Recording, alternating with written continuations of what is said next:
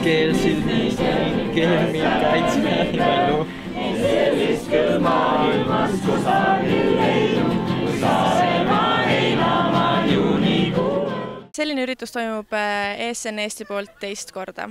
Eelmine aasta käidi samamoodi siin pulma pidamas. Ja mille järgi pruutpaar välja valiti? Pruutpaar, ütleme nii, et läks natuke aega, et kedagi vabatahtlikuks leida, aga lõpuks 2 aktiivset välistudengit Tartust olid nõus selle rolli võtma selleks nädalavahetuseks, mis me siin veedame. Ja mille see üritus nüüd põhineb, et kuidas see idee tuli, kes siin osalevad?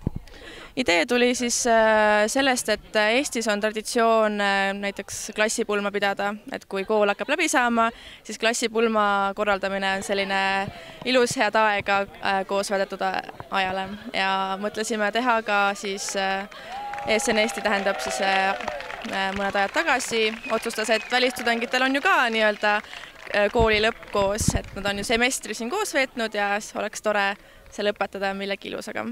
Ja kuidas noored on vastu võtnud selle? Väga hästi, tudengid eelmine aasta olid vaimustuses, et Saaremaa iseenesest on ju nii ilus ja Eesti pulma traditsioone niimoodi näha, ise kogeda neid on väga tore ja neile väga meeldis. Palju on osalejaid sel aastal? Sel aastal on meid kokku 80 ja neist 10 on vabatahtlikud korraldajad. How do you like Estonian wedding? It's awesome. It's unusual. It's very beautiful. I like it so much. It's interesting to know new traditions of the new country. So I like it. Yeah, it's fantastic. And I'm Italian and Estonia for us is a very far place. And it's great to be part of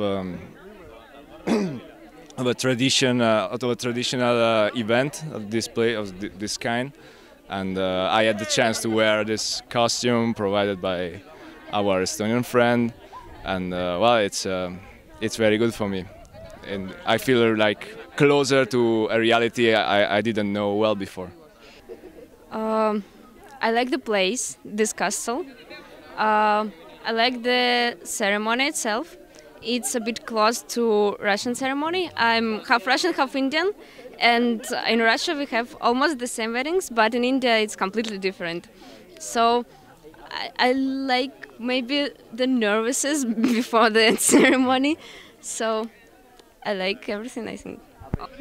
Kõige esimesel päeval me tuleme avastame Saaremaad ja meil toimub saunaõhtu, et siis Eesti traditsioonides. Ja pärast meil on tüdrukute õhtu ja poiste õhtu. Tavaliselt poiste õhtu on selline menukam ja suitsusaun, see on midagi väga erilist. Ja teisel päeval on siis õhtul laulatus, päeval on piknik ja õhtu tuleb see kõige suurem pillerkaar. Et loomulikult jätame välja ka igasuguseid busside kinnipidamisi ja seiklusi tee peal. Ja õhtul me laulame Eesti mõnusaid laule. Ja meil oma tudengid mängivad ja laulavad kaasa ja rahvatantsud on ja siis peojuhid on ka meil väga-väga vahvad.